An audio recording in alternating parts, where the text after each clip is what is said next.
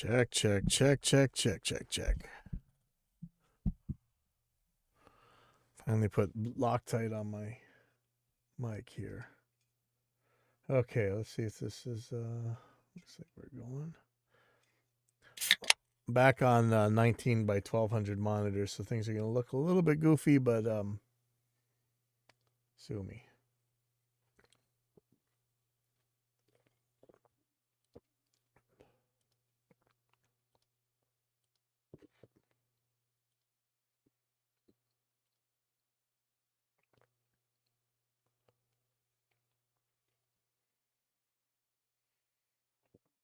I didn't really mean to start this so late, but kind of behind on some stuff.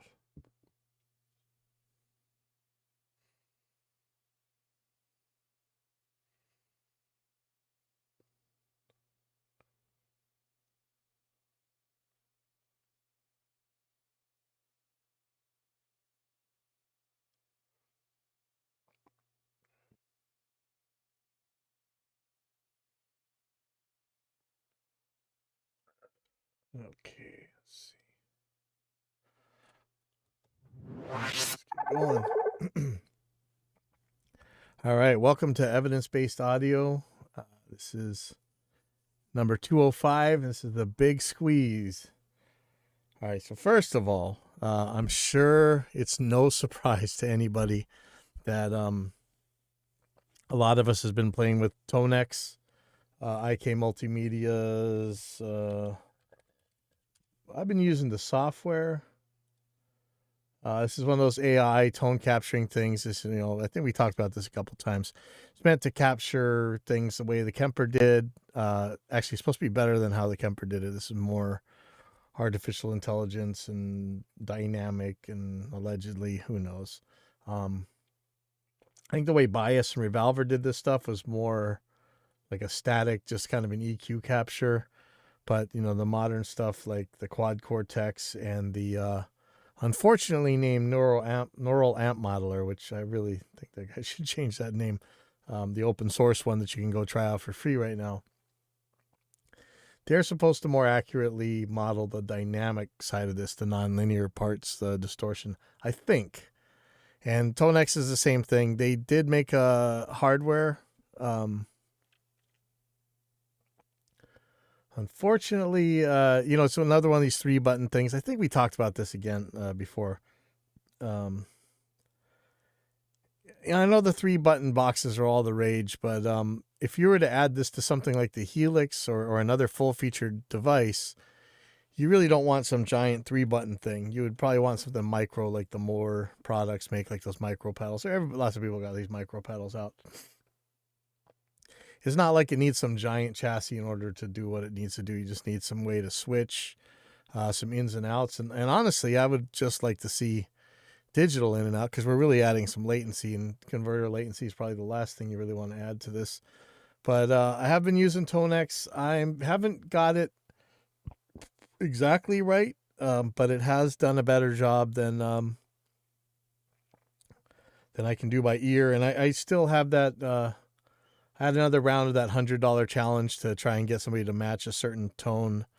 That was a software tone. It's not like it was just the bias amp thing. And James Freeman came really close. I gave the last round of this to 2 other people who came really close, because I guess he didn't want the money. But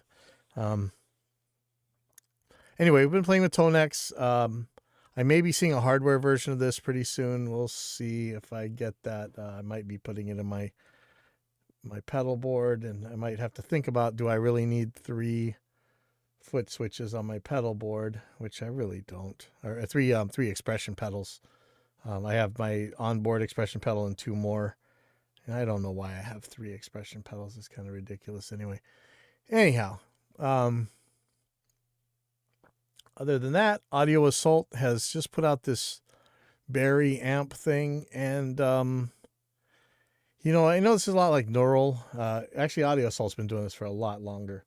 But Audio Assault makes these like, each one is its own ecosystem. You can't really mix and match between them. You could run multiple plugins, but I really like these all-in-one things like Helix and Amplitude and everything. Again, that's why I'm kind of bummed about that IK Multimedia Tonex pedal. I would love to see a full Amplitude pedal board, but anyway, this time it's got a lot more to it. So this is it's his amp sims, which people love. It's got an IR loader. It's got different types of, so let's see, 3 amps here. A high gain mid voice amplifier for leads and stuff. 2-channel high gain scooped mid amplifier for scorching rhythms, it says. And a 2-channel crunch and clean tone amp. And some detailed 3D cabinet simulations. And then if you don't want that, there's IR loaders and some stomp boxes, gate, a booster, and a tube screamer kind of thing. Killer graphics. I mean, this is awesome graphics. Like, it's beautiful.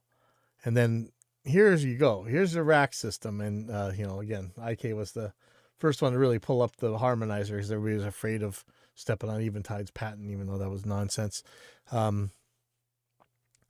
This thing has, says Barry amp includes 4 effects to help you shape the final part of your tone. A harmonizer, yes, a harmonizer, an actual harmonizer, a real one where you pick the key and then you tell the interval.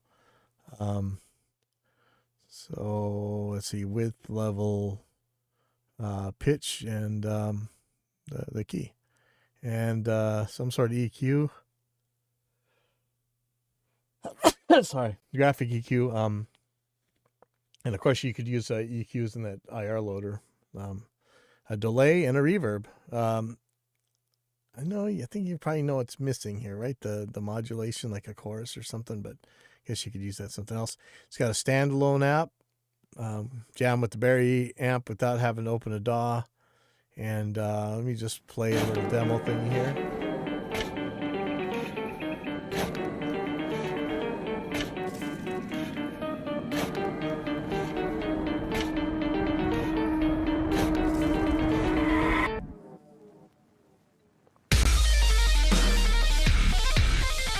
Graphics are just insane. So this guy's got the same graphics on his guitar. What is this thing? It's like an 8-string or something.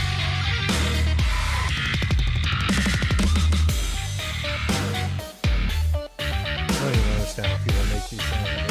This is awesome. I just can't believe these graphics. They are absolutely beautiful.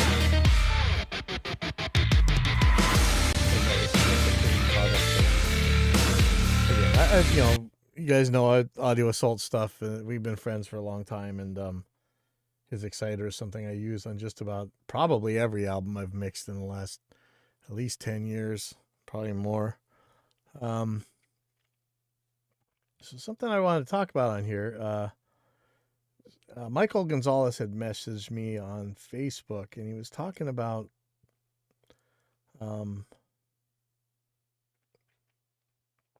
how to, this is, stock compressors, so you don't have to keep buying them. I think, let's see, the first thing he asked, are there any JS plugins in Reaper that can kind of do an LA 2A kind of thing for vocals? And so I told him, maybe Scott's Fairly Childish would be the closest, even though it's supposed to be a Fairchild, not an LA 2A, but it's kind of smooth kind of compression. I know they're totally different. You guys don't have to get all crazy with me. But he went down a rabbit hole and ended up, first of all, he made a really cool chart, and I could share this guy with you guys if anybody wants. Let me know. But he's got the Reaper, so it's a sheet called Reaper Stock Compressors. So hopefully you guys can see this. Let me blow this up a little bit. So he shows for adjustments Y, fully adjustable, and equals not adjustable. So he goes through there, and he shows recomp.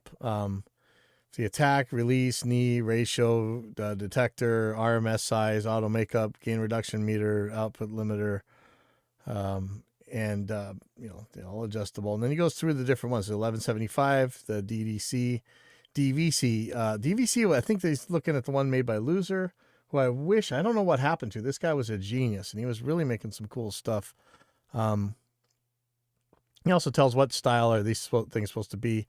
So there's a Fairly Childish and Major Tom from Scott Stillwell, and NP 1136. Supposed to be like the 1176. I'm not sure who made that one. Express Bus. I'm trying to remember what that was. And he made a little chart that kind of tells about what are the parameters on these things for these classic ones. We think about the LA2A 1176, the SSLG compressor, DBX 160, Fairchild API 2500. Way back when we were making the first version of Reaper, Recomp, I really meant, and we took a lot of heat for this, but I meant for Recomp to be kind of an all-in-one compressor toolbox. Because you could adjust everything, what the detector was listening to, how you could sidechain it, the RMS window size, all the parameters, or at least all the ones that we added so far. I really thought you could get the sound of a lot of different kind of compressors out of it. And to different degrees you could. Dan Worrell showed in a couple of really good videos kind of the shortcomings of what we didn't understand about compressor topology. And in a lot of ways,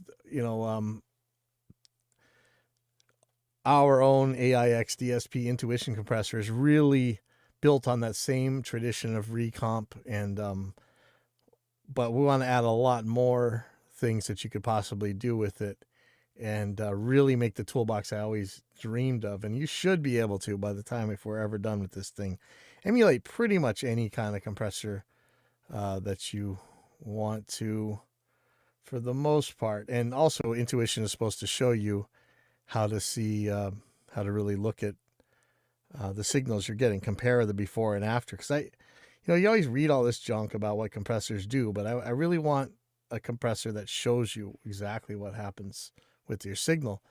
I forgot about Major Tom. Major Tom was, I was talking to Scott Stillwell about the old auto circuit in some of the DBXs, and that's how that was born. And now that's an actual commercial plugin as well. But the original Major Tom was just a JS plugin inside Reaper. Forgot all about that. So when Michael Gonzalez was going down this rabbit hole, he found a paper called Level Rodeo by, let me get this right.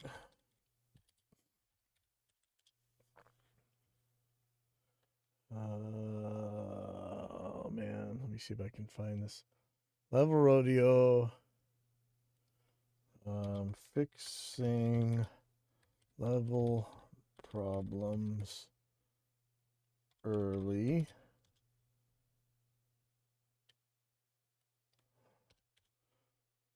Level Rodeo. Wow, I'm having a hard time finding this. Let me see. So this is by Helmut Graeger. See if I can find a place where you can actually grab this yourself. Sorry, it's taking that. Wow.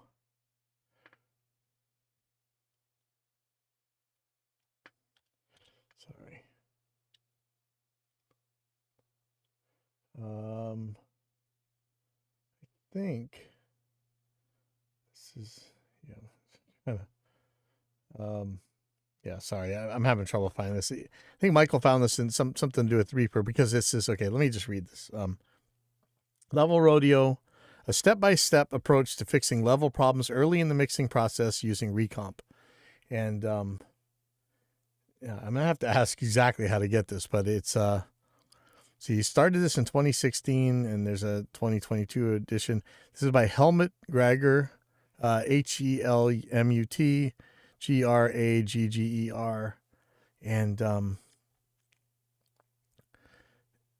he really shows. Okay, so there's like, this is like a deep dive on compressors that is just absolutely nuts. Let me just read some of these table of contents here. So for part 3, preparing tasks, timing and tuning, identifying the important parts of your song. Begin with the most important part, HP filtering, removing low-end garbage, setting coarse volume levels, listen to what your faders tell you, manual gain riding, bus compression. He goes into essential compressor concepts, ratio and its relationship to threshold, attack and release, peak versus RMS, sidechain control, knee, and other parameters. And then determining compression tasks, containing levels, peaks, balancing levels, loudening, reshaping transients and refinement, setting the sidechain, high pass filter, joining compressors, serial compressors, character compressors, right brain side approach to compression, attack fine tune, release fine tune, ratio fine tune, threshold fine tune, gain reduction, parallel compression, parallel compression for tonal shaping and emphasis. This guy really goes through this stuff. This is an absolutely phenomenal read. It's 45 pages. He goes through different topologies, so VCA compressors, opto compressors, variable mu compressors, field effects, FET transistors. And so let's see, this chapter here, sidestep is recomp flawed. Models of prominent representatives, each hardware type, task-specific models. So, can dive in here a little bit here. Like this, remove low-end garbage before it enters the compressor. This not only steals space from your mix, but worse, does excite the compressor. And then he puts citations in here. It looks like it's referencing Mike Senior, I think. Who is that, Mike Senior? Mike Senior. Let me just look this up. Oh, that's the guy who does the Cambridge. The we talk about it all the time. And when you can go download a bunch of multi-tracks and compare your mixes to other people's. See, let's go to some of this stuff. Manual gain riding, bus compression. Peak versus RMS. So since the compressor used may have a choice, we need to know about this setting. Even if it does not provide a choice, it's good to know what behavior it has to maybe roll out one candidate for a specific task. In a way, the RMS averaging is a form of attack and release that is applied before the threshold stage. Having a strong link to the way we perceive loudness, RMS is very useful for instruments with a less percussive nature, such as vocals. Peak can work better on percussive performance. There's a couple different quotes. However, in most of these devices, the effective threshold also changes when you change the RMS window or the crest factor adjustment. Yep. For hard and fast numbers, not much could be found at the time of this writing. Recomp's default value is 5 milliseconds, which would pretty much be peak behavior. And he's just everything is footnoted and stuff here. For an opto-type compressor, much bigger window sizes, such as 50 milliseconds or more, can be expected. For our exercise, let's adopt 5 milliseconds or less for peak and 50 milliseconds or more for RMS. User experience is welcome. Sidechain control. Low frequencies tend to trigger compression more than high frequencies. A high-pass filter on the sidechain can bring about more uniform compression of broadband material. Recomp's default setting is full range. Golden trick number 1, use sidechain filters on single band compressors in order to treat the dynamic specifically to the frequency range where the problem is. And so, lots of times we talk about using compressors to fix problems, but so much of compression use nowadays is to make certain types of sounds rather than necessarily to fix problems. They talk about knee sizes. And it's funny. So he's saying in both the case of the window size and on the knee size, definite values are unknown at this time of writing, but we can assume 10% and 9% strategy adopted earlier to give us a 0 for a hard knee and 4 dB for a soft knee and 20 dB for a very soft knee. Definite values that character compressors exhibit are unknown. When I was looking through Recomp to make some presets and stuff, it was really hard to find really how some of these things were working. But luckily, having an electronics background, some of the stuff you could kind of work out. And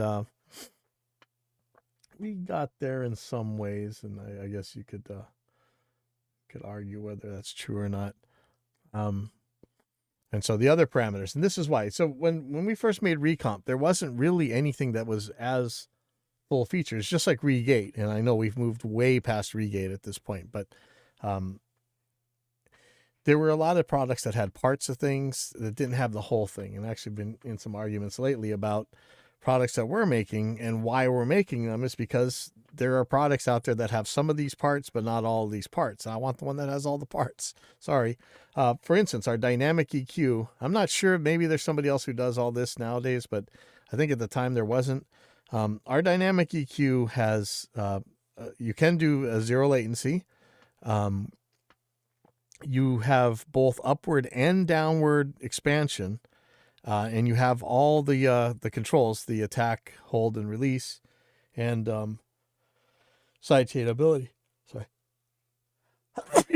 Sorry about that. It may be doing multiple sidechains later on. But so, for instance, they're talking about, I know this is so long now. Reaper is how old now? I think it's 2006 it came out, maybe. Is that right? Jesus. 16 years old. Wow. So anyways, other parameters. Recomp offers more parameters like pre-comp. They're named for look ahead, such as for limiter applications, leave default. Sorry. Keep sneezing. Sorry about that. Classic attack refers to a previous version for backwards compatibility. Ignore setting, default off. Yeah, sorry guys. I kind of messed up on some stuff. Auto release, default off. Although a similar function can be found on some classic units, its behavior may be different. Yes. Auto makeup, default off. In auto mode, the plugin calculates an average value with an unknown algorithm that may or may not be a valid representative for the necessary makeup gain. Some engineers discouraged from using this function. Sometimes this actually goes kind of fast, but I have no grudges for anybody that doesn't want to use it. Detector input sidechain relevant. So when they're talking about determining compression tasks, I mean, this is such a good deep dive, man. Containing levels, like containing peaks, so you're knocking out peaks. Lots of times that's more like a limiter kind of thing, right? So because symptom and otherwise balanced signal has a few single but extreme excursions, transients up and down from a somewhat constant high action range that poke out microdynamics. The following scenarios approach compressors in a generic waveform-based mode. Izaki calls this action range. Misuse your evaluation copy of Tone Boosters Compressor 4. Is that who it is? Tone DB Compressor 4. Or FabFilters Pro C2. All timing controls the fastest ratio equals 1 to yield the reading similar to the sketch above, which allows you to make decisions about setting initial values. Is an excellent starting point. Ratio equal 1. I think it was a ratio infinity. Let's see. Containing peaks is concerned with preventing levels from exceeding a predefined limit, a job for a limiter, really, yes. We might want to contain the louder downbeats of a strumming guitar, although these might not peak. We look thus at the settings of the limiter. To make a compressor a true limiter, we must have a peak sensing, hard knee, and zero attack time. And common knowledge would set threshold set at the bottom of the peak, yep. And really leave everything else alone, right? Probably where the top of the action resides. Earlier, we have determined this to be a high threshold setting, so we can use as a high ratio. Ratio, try 20 to 1. Don't need to be extreme. 20 to 1 is pretty extreme. Attack and release, no need to be extreme. Knee, pretty hard, 1 dB. RMS window, peak, try 0 to 5 milliseconds. Sidechain HP filtering, none. We are talking about microdynamics and really don't care about full range effects. Makeup gain, none. We're not changing overall loudness, but you may be. This may be why you're knocking these peaks down. But pre-comp, look ahead, makes sense. Try 20 milliseconds. Hey, 20 milliseconds sounds loud to you, okay, or sounds long. Let me talk about this for a second. I don't know if he really goes into this. Especially you would find this out the hard way when you're messing with noise gates. Again, this is assuming that you're not caring about latency. Okay, latency. If you need zero latency, you can't really use the pre-comp. But it's too late by the time things happen, right? I mean, it could be pretty damn fast, but you do need some look ahead if you're really trying to knock these peaks down. The reason they say 20 milliseconds is if you go ahead and feed some sine wave pulses into a noise gate, and once you get below like 150 hertz, 120 hertz, you're going to notice that it takes a very long time for that thing to trigger. Even if you're using a peak, it takes some time before that low frequency, like a kick drum, for instance, if you're listening to the low end of it. Actually, this is something that makes has been trouble for multi-band gates transient detector mode. It really takes a long time before the bass makes enough of a change to set your gate open or to have the compressor knocked down. So your look ahead time may be a hell of a lot longer than you think it should be in order to really make this work. Okay, so a symptom, balancing levels. Level fluctuations of a signal are problematic. A stable fader position cannot be found over the piece of music. Macrodynamic. The threshold is set to a moderate level right above the clip, but below all other portions of the signal. The idea is to pull everything above the dip towards it, or down toward it. So threshold set at the bottom of the action range. So that's kind of low. Start with a 3-to-1 ratio. Attack and release for less percussion, which is attack fast, attack slow for percussive instruments. Knee soft 4 dB. We want to be transparent. RMS window, depending on the instrument, likely RMS 50 milliseconds for vocals and peak for percussive instruments. Sidechain filtering recommended. Play with settings for a more accurate result. And this is such a killer deep dive, man. I could just read this whole paper, but I hope I wouldn't get in trouble for that. And I'm not quite awake enough for that, so I'm not gonna. Loudening. An instrument needs more overall loudness to create more powerful impact. Okay, now this is tricky here. The low threshold is set at the base of the signal, so all but the very quiet levels get compressed. Knee, very soft. We want to be transparent. Start with 20 dB or the action span. Ratio, max. Although this is against our earlier postulate of wanting a low ratio due to the low threshold to avoid overcompression, gradual limiting will happen due to the soft knee. Only the highest peaks will encounter a noteworthy ratio. Threshold set at the base of the whole signal. Makeup gain identical to the threshold, but reverse in magnitude. Attack and release. Attack fast for less percussive instruments such as vocals. Attack slow for percussive instruments to keep dynamics. RMS window. Try 300 milliseconds. This is like speech, right? We want to conceal the compression effect. Sidechain HP filtering recommended. Play with the settings for a more accurate result and reduce pumping. So here's another one. Reshaping transients and refinement of rough early settings. Lots of times people are using compressors now to create their own envelopes in these things, like a spike for the snare followed by a kind of a lower signal, or a really thick long snare signal or whatever. So let's see. A special case of track fade or instability appears when an instrument like a snare hit seems to poke out in the mix and pushes the instrument too far to the front. If cases like that cannot be resolved with the static fader corrections, the compressor can help. Compression can be used to bring instruments forward and backwards in the mix. Roy Yazaki. Not only compression, but also expansion and gating can be used for this task, so this is considered advanced by the author, not only technically. Since stuff like this that comes later on in the mixing process, it does not belong here.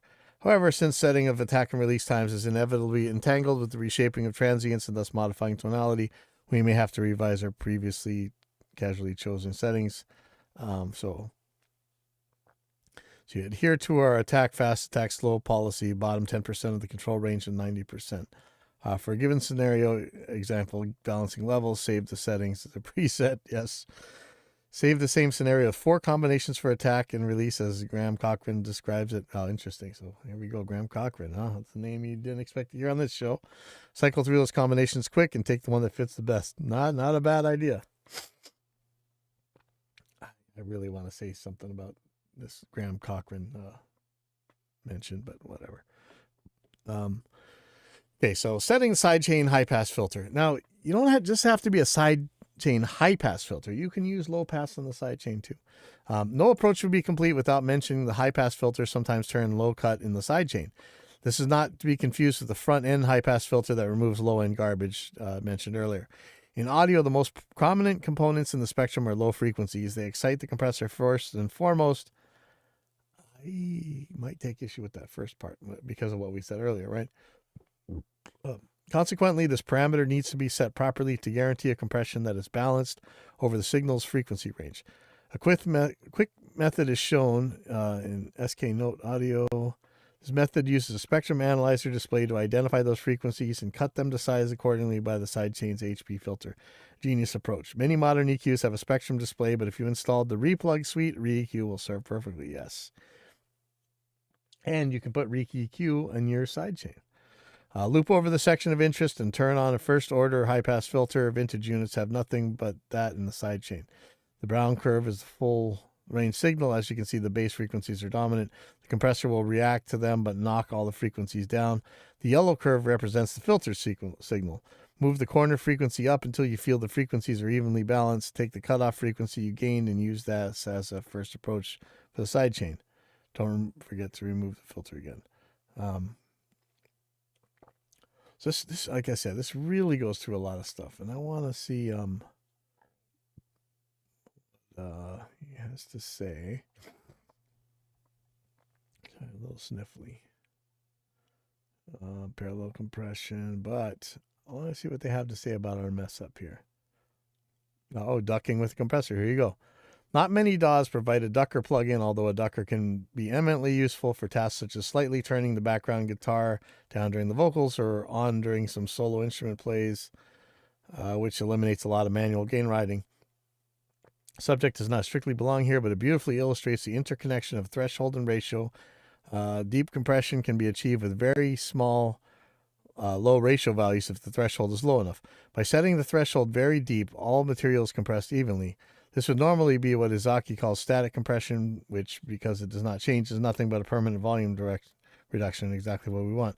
Although technically speaking, a ducker behaves different, it happens to be a happy byproduct of a compressor that it can produce a decent ducking effect using the sidechain. A